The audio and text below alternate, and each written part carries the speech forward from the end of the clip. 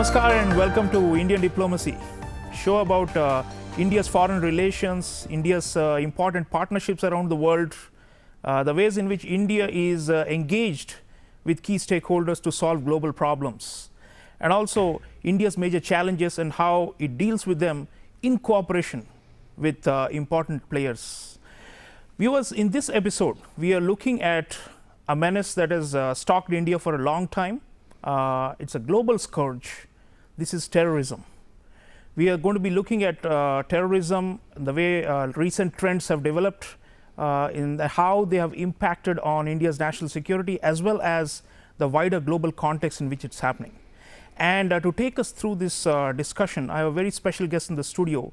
Let me introduce you to Professor Tricia Bacon. Professor Bacon is Associate Professor at American University in Washington, D.C. She has worked in the US State Department before being in academia, and is also the author of a very important co-author of a new book called Terror in Transition. It's a study of terrorist organizations, their leaderships, and their dynamics using case studies from around the world. Professor Bacon, it's a pleasure to have you here. I'm honored to be here. Thank you so much for having me. So to start with, I mean, when we talk about global terrorism, major trends lately, it's obviously a major threat to international peace and security, and there's no doubt about it. And whenever, if you ask an average person anywhere in the world, including in India, they would think about, Islamic State or Al-Qaeda, and these are the images that come to mind the most when we talk about global terrorism. And these groups, Professor Bacon, they have ebbed and they've waxed and waned over the years, and at times it looks like they've been beaten through comprehensive counterterrorism operations and measures by various countries, but at other times they seem like they're ascendant and they're rising again. Mm-hmm. So what makes them so resilient? I think you raise a really important point there, which is some of these organizations have appeared to be defeated at multiple points, only to resurge at a later time. There's been declarations of defeat of the Afghan Taliban at one point, at Al-Shabaab, the Islamic State in Iraq, only for those organizations to resurge later. I think Al-Qaeda and the Islamic State in particular have been particularly innovative in how they've maintained their relevance and been able to come back from setbacks. And I think one of the key things they've done is forge this network of alliances that you talked about. Al-Qaeda really pioneered that affiliates approach, as we call it, where it has essentially franchises around the world. And it did it with a select number of groups, and those were very well-established organizations. They are organizations that are in many ways self-sufficient. Locally based. Locally based in Africa, in the Arabian Peninsula. And it took established organizations and formed relationships with them to carry on its name. So when the core, as we think about it, Al-Qaeda core looks weak, some of the affiliates are still strong and able to perpetuate the concerns and the threat. And then the Islamic State took a very similar approach, but much more sweeping. It has a quantity of alliances all over the world. Some of those organizations are not as strong as others, but again, now that the core is weak in Iraq and Syria, it has these affiliates that can continue to carry on the threat and to conduct attacks that then make the news, and it's able to tout. And they graft the global or universal jihadist ideology onto local causes, it seems, because that's how they're able to have buy-in and traction in all these different regions of the world. There's this interesting debate about how many of the groups are really local and how many are transnational, and I think what we really see is that those two things come together, and that these groups remain local in what drives them in their recruitment and their attacks, but they graft this broader narrative that the Islamic State and Al-Qaeda propagate about a worldwide cause to their actions locally. So it's a very dynamic combination of both, and it's very successful, and it's very hard to defeat as a result. And presumably they're able to do this because of the communications revolution, right? In an earlier era, you couldn't be sitting in the mountains of northeastern Syria, for example, and directing operatives in Indonesia. Yeah.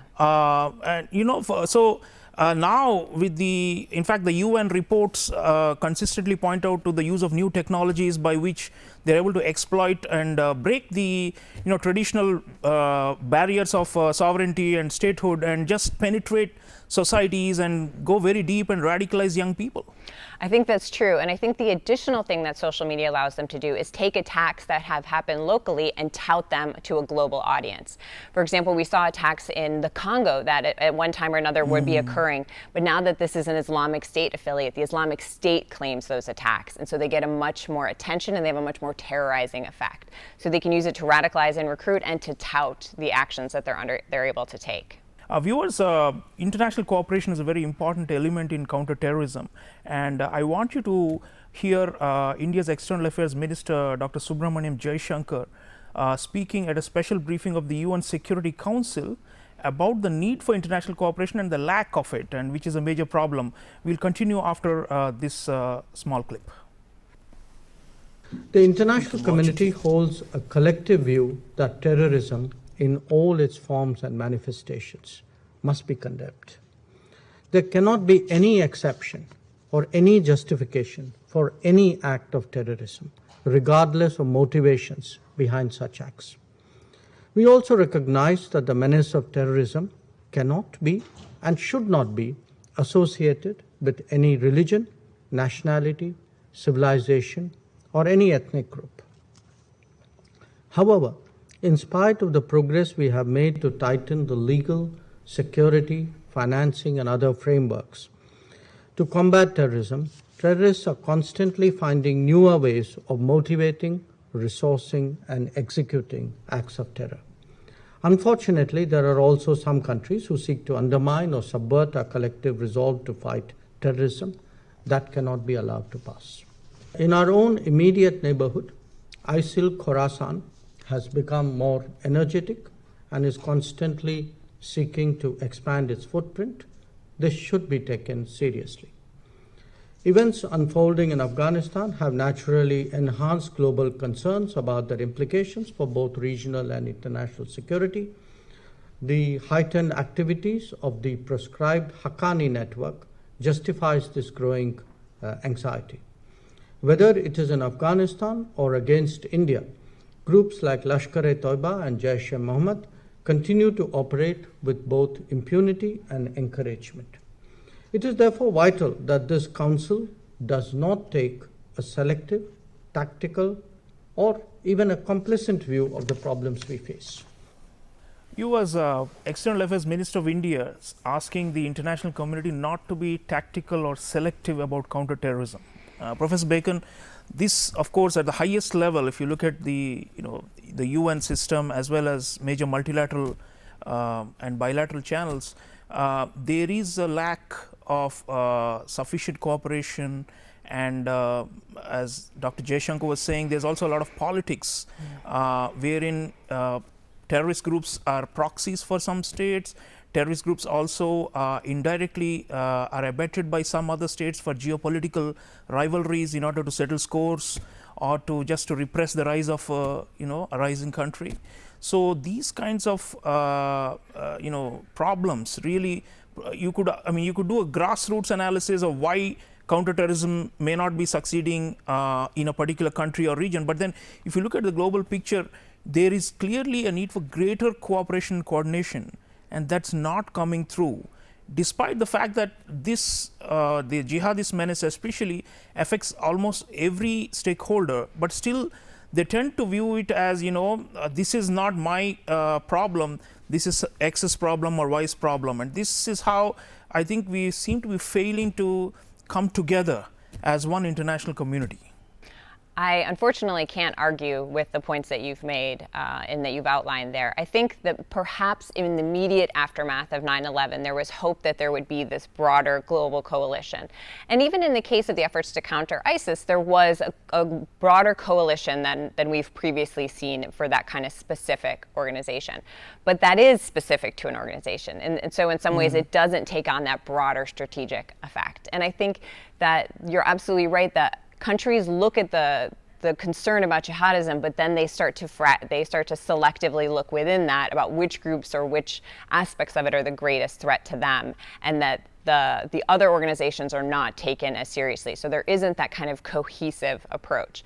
And I have to admit that I don't see that changing as the near peer competition, particularly concern between the US and China, India and China, I don't see that diminishing as that becomes maybe the dominating ordering principle of the international system, whereas counterterrorism really was a dominant concern for many years. And if we weren't able to accomplish it under those conditions, I'm even less optimistic that we'll accomplish it now.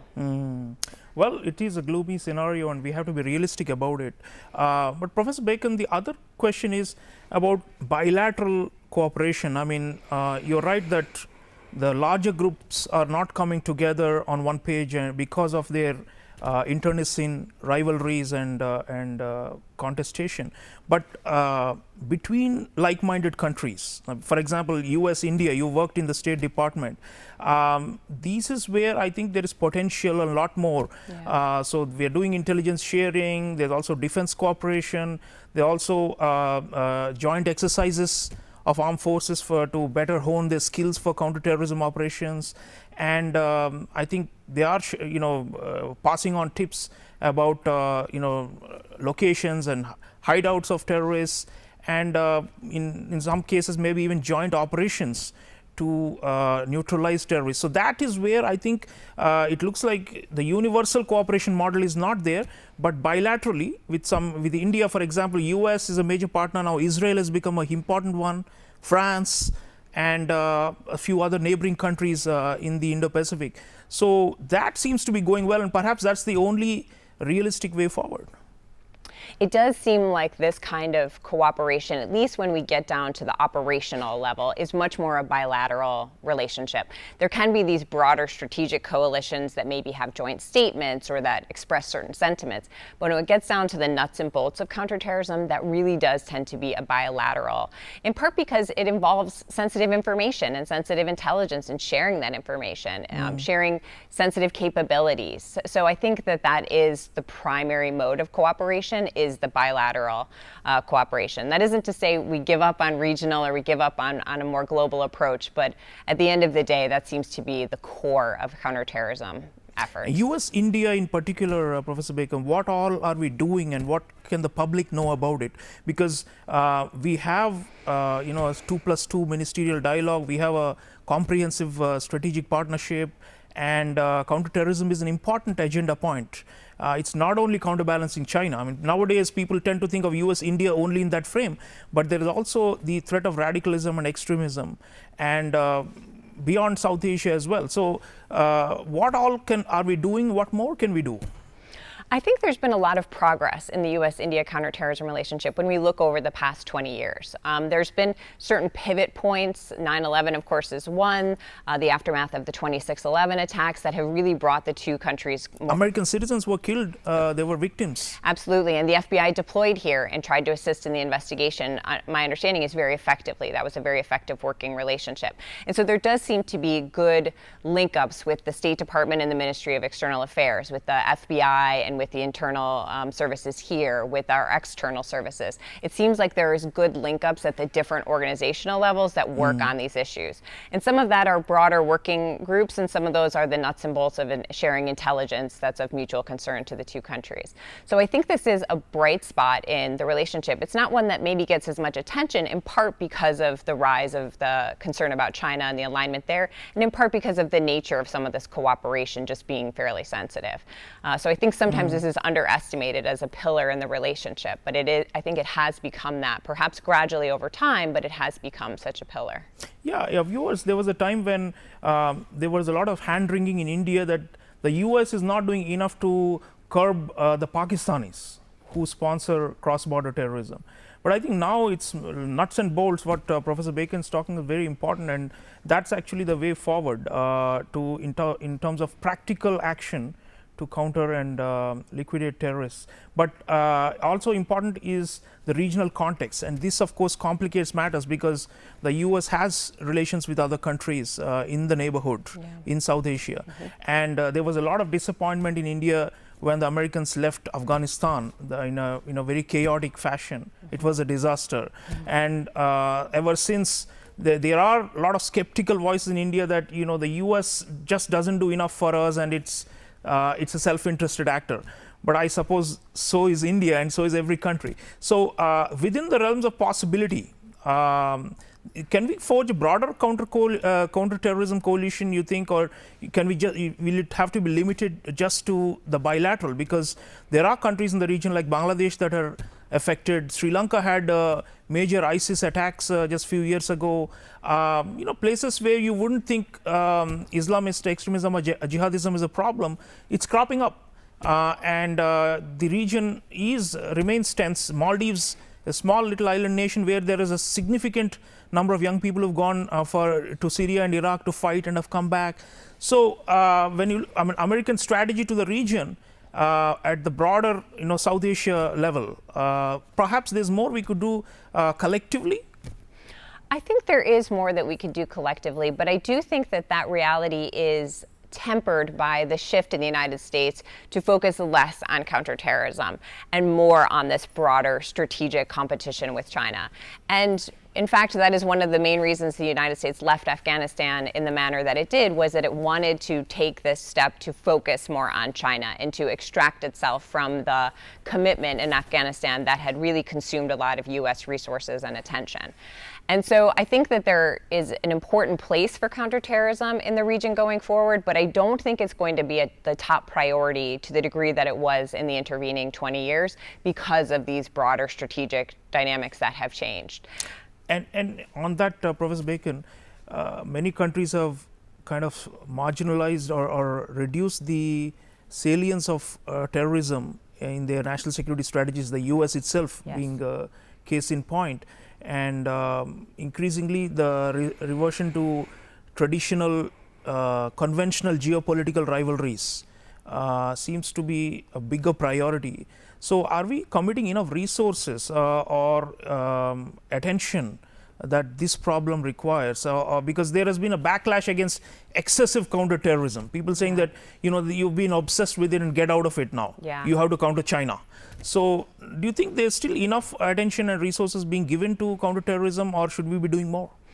I think you're right that the pendulum has swung too far against the amount of resources provided to counterterrorism, because the reality is that the jihadist threat overall has not diminished. It's simply evolved and changed in the ways that it is operating, especially in regions like Africa.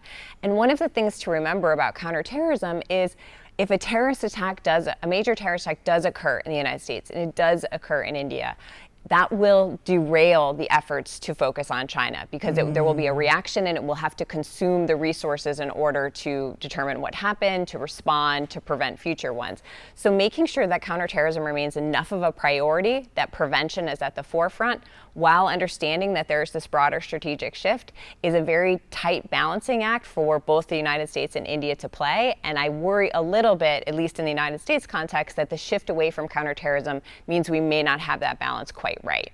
Well, that's a very important point Professor Bacon's making, that if we don't have the terrorist problem under control, then how can we concentrate our forces and energies on counterbalancing authoritarian rivals? I mean, that's always the question, right? I mean, and on this point, viewers, I have a very interesting report.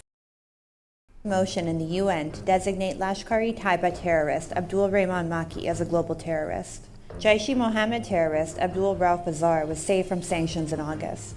And now, 2611 mastermind Sajid Mir has also found assistance from the Chinese. China has blocked a joint India-United States attempt to blacklist Pakistan-based terrorist Sajid Mir under the 1267 Al-Qaeda Sanctions Committee of the UN Security Council as a global terrorist. China defends its actions as so-called technical objections based on procedural loopholes. However, it is an open secret that they have a clear pattern of protecting Pakistan internationally. Beijing's actions expose its hypocrisy and double standards when it comes to the international community's shared battle against terrorism. Political considerations, unfortunately, prevent the Sanctions Committee from achieving their intended aims, thus derailing the efforts to fight terrorism. At the UN Security Council briefing on Ukraine's fight against impunity, India, while taking aim at China, strongly cautioned against the politics of protecting terrorists. Diplomatically, China has provided almost unwavering support for Pakistan at the United Nations. Meanwhile, Pakistan assumes that their friendship is as sweet as honey and as deep as the sea. And to prove its loyalty to Beijing, Pakistan has forfeited territory and sovereignty. Pakistan, facing economic and political uncertainty, has relied upon Chinese loans. China is enjoying many benefits under its Belt and Road Initiative in Pakistan. However, it seems that the real impetus behind Pakistan and China's relationship is in attempting to keep their common rival, India, off balance. Viewers, you just got a glimpse of the politics in the region. India's two main adversarial neighbors in tight collusion, and in the process, you have a situation where they're getting away with blood on their hands. Professor Bacon, India, US, we have tried to push hard, but the Chinese have always stymied these efforts and have delayed them. In fact, you go back in time, the names that people of India remember the most, Maulana Masood Azhar, now this guy Abdul Rahman Makki, all of these are most wanted in this country because they have the blood of so many innocents on their hands, and yet the Chinese dilly-dally and come around to make sure that Pakistan is not embarrassed and make sure that Pakistan can continue with its proxy war against India via terrorism.